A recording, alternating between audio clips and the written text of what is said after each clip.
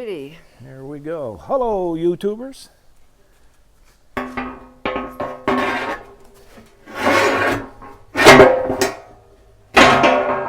Fork extensions, 98 inches long.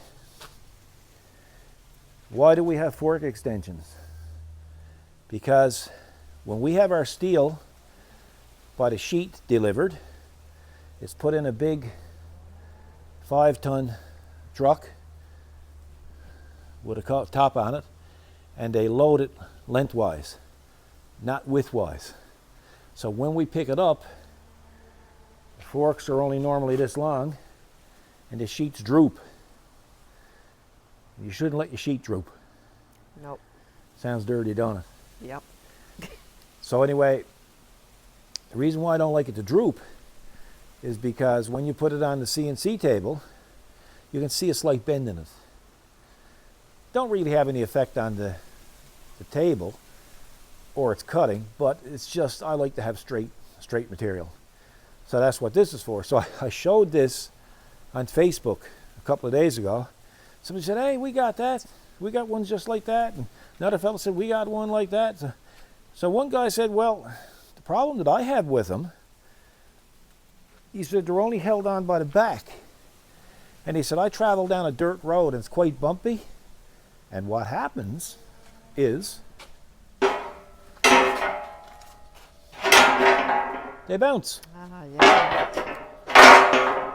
And he said his forks are even narrower than ours, so they could possibly bounce right, not right off, but off the actual fork itself.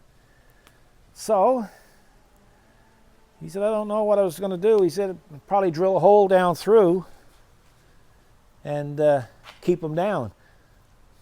I said, geez, well, if you're going to put it under something, then the bolt's going to catch on the pallet or whatever you're picking up. I said, well, I'll see if I can do something about it, but it's not something that I'm going to be worried about anybody, because this don't leave the driveway.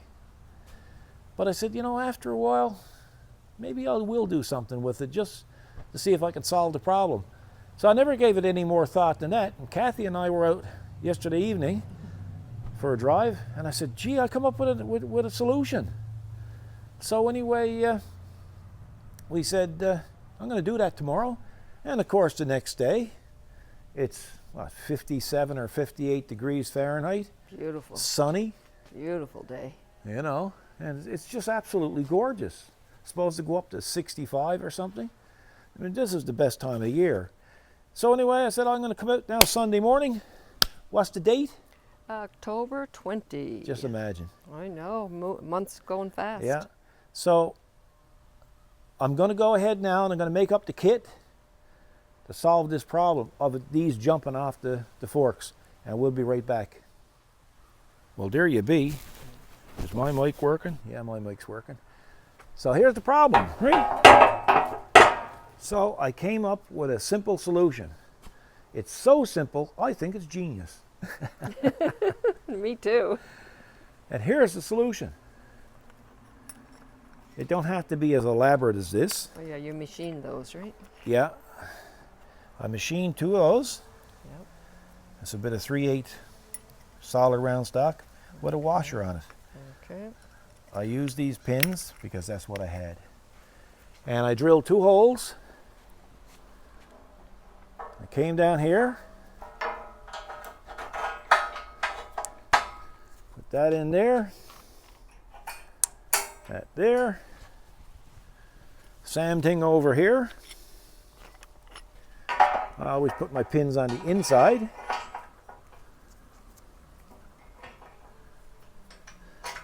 Now when you're going down your dirt road, Oh yeah. they can't jump up.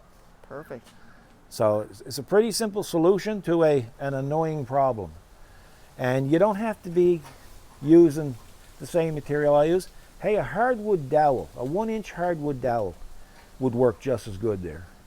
It's just that there's end pieces that I just found kicking around in the shop. Yeah, that's right. And I made a little kit out of it. So anybody with fork extensions that are totally annoyed with them jumping up and down, this might be a fix that will work for you as well. We also had another chap on Facebook said he was loading wood, doing some work on his roof, and he found these extremely slippery. So I suggested to put some grip tape Oh, yeah, that's up a good along idea. the edge, Yeah. right? And that way you could, well, you won't eliminate the problem. Of course, the problem with loading wood like that up high is if the wind takes it. So I suggested put some grip tape on and just a narrow 1-inch ratchet strap to get it up there safely, and then just pull them up on your roof. So other than that, I haven't had too many people complain about these. They're rated at 4,000 pounds. That's 2,000 pounds for each fork.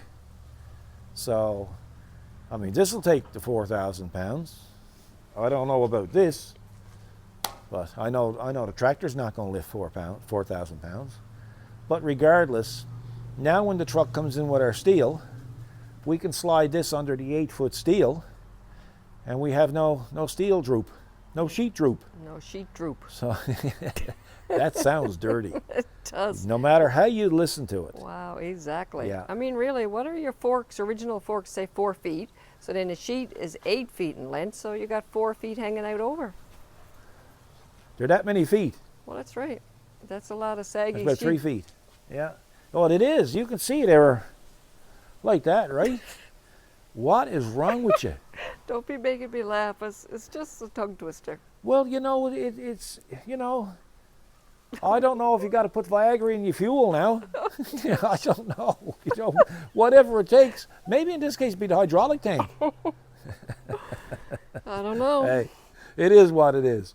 But anyway, I'll have to go in that direction if it still droops on it now. Well, that's right. I'm going to be looking forward to when you first offloads and see if you got a saggy That's right. sheet. Saggy sheet, yeah. Yeah. It's kind of insulting, really. It is a droopy sheet. Anyway, folks, we hope you enjoyed the video. A little tech tip for anybody who's contemplating getting these. This is what you can expect. And for other people who already got them and they're bouncing off the regular forks, that's a quick and easy, cheap fix. So thanks for watching. Please subscribe. Look after yourselves, and God bless.